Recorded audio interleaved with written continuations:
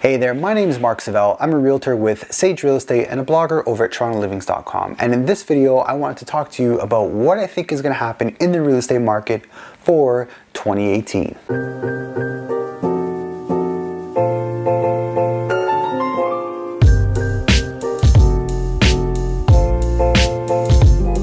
All right, so we just wrapped up the holidays. It is early January in Toronto, and most of the emails coming in and the phone calls and the conversations I'm having are all centered around the 2018 market and what it's going to look like. Now, I'm going to give you my kind of prediction or my educated guess on what I think is going to happen, but I kind of want to take a step back and talk about three things when it comes to market forecasts and predictions.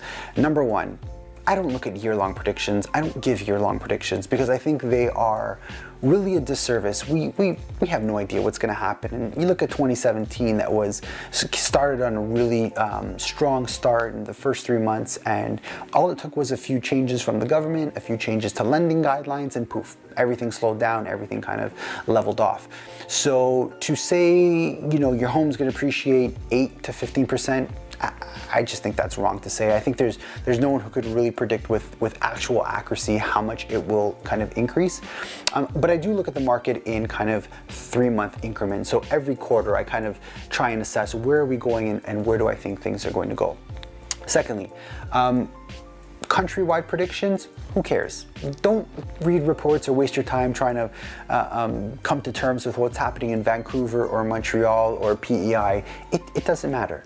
Real estate is hyper-local, so it's important to be looking in the city or the neighborhood or even the condo building that you're most interested in. I sell in the city and my clients buy in the city, so that's kind of the area I most try and focus on understanding what's happening.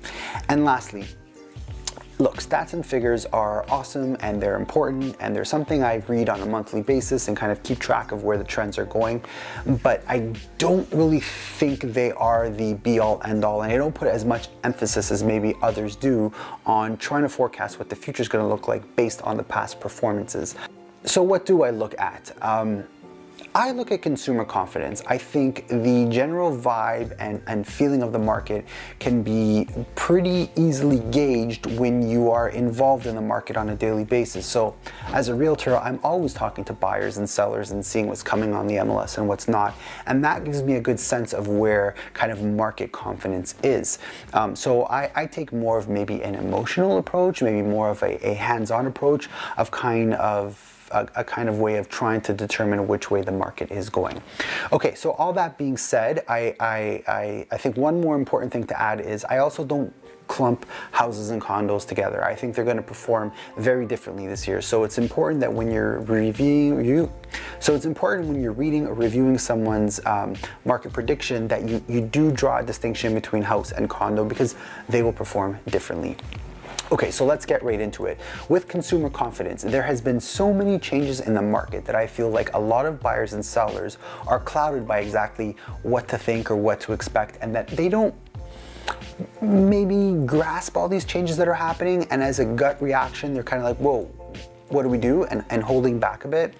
And that's pretty much centered around the mortgage changes that were introduced and implemented in, across Canada, and directly in Toronto were impacted by this.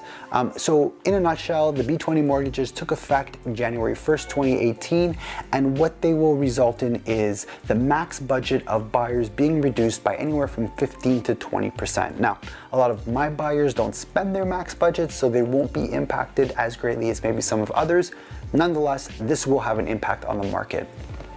Secondly, for buyers' confidence and for sellers' confidence, the first 3 months of 2017 were record-shattering. They were insane. People were throwing money at properties to get into them.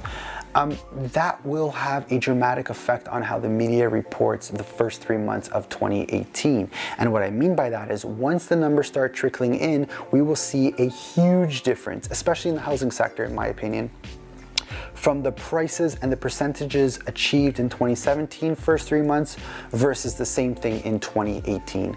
I think with relative certainty we will not be seeing those numbers these first 3 months of the new year, and as such I do expect the media to really harp on that and really hammer home the fact that we aren't where we were in 2017.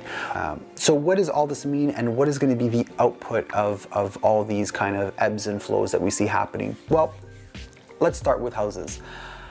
Sellers, it will not be as pretty for you as it was in 2017. Unfortunately, the market has fundamentally shifted and changed. What that means is you can't price your home at any number and expect 20 people to be waiting at your door with bags of money ready to purchase. Those days are pretty much done. What I do see happening is a lot of sellers have to adjust on their expectations. They have to really understand what market value is for their home in their neighborhood and price it slightly above. The reason why I say this is almost every buyer who comes to your place will try and negotiate you down. It's just the way the cards are stacked. It's better to fundamentally learn and accept this fact than try and replicate the results we saw in 2017. It ain't gonna happen. Buyers, this is an incredible time to be looking for a house. Yes, homes are still relatively expensive. A detached home will still cost you upwards of 1.2 million average. That's kind of like baseline in the city. So I wouldn't be expecting a big break on price, but I do see a lot less demand. And what I mean by that is there isn't these lineups of people trying to bid on homes anymore, which means you can, for the first time in a long time, negotiate down. You will not be at the mercy of the seller for most cases, at least that's how I see it. You can do a home inspection, you can get financing approved, you can do certain things in terms of your negotiating tactics that you couldn't do in the start of 2017, which is an awesome thing if you are trying to get into the housing market. Now let's shift to condos, because condos had a really strong year in 2017, and I think that trend is definitely going to continue in 2018. My reason for thinking this is condos in general are more affordable than detached homes are. So a lot of people that are going to be impacted by these mortgage changes, they will have to shift to condos or to lower priced properties, which in most cases is the condo. That I think, especially in the first 3 months of 2018, is going to cause a spike in demand. There will be a lot of people turning to condos to get into them. So sellers of condos, you're probably going to be seeing some great growth in 2018. I think that's going to continue throughout most of it, but especially in the first 3 months when these changes really start to take effect and come into action. So buyers, what should you be doing if you're looking for a condo? Well, pack a lot of patience and make sure you are pre-approved. Talk to your bank, talk to your mortgage broker, make sure you know exactly how much you could afford. So if you do get into a multiple offer scenario, you aren't paying above and beyond what the banks will lend you. Now, the $1 million question is, should we buy, should we sell? It really doesn't come down to timing of the market. It comes down to where you stand financially. I say if you have a good job, you have a proper down payment, and you have the abilities to carry the monthly cost of a property, go for it. Real estate is slow money, so over time, trends show that they will appreciate. You should be looking to hold a minimum of 5 years, 3, I would say at the best, but 5 is most ideal. And if you have those fundamentals in place, go for it. So that's my outlook on 2018. I think sellers, you're gonna have a hard time selling your homes for the record prices you saw in 2017. Buyers, it's a good time to get out there and look at a home where you're not negotiating against so many people. For the downtown condo market, I expect to continue seeing an increase in prices.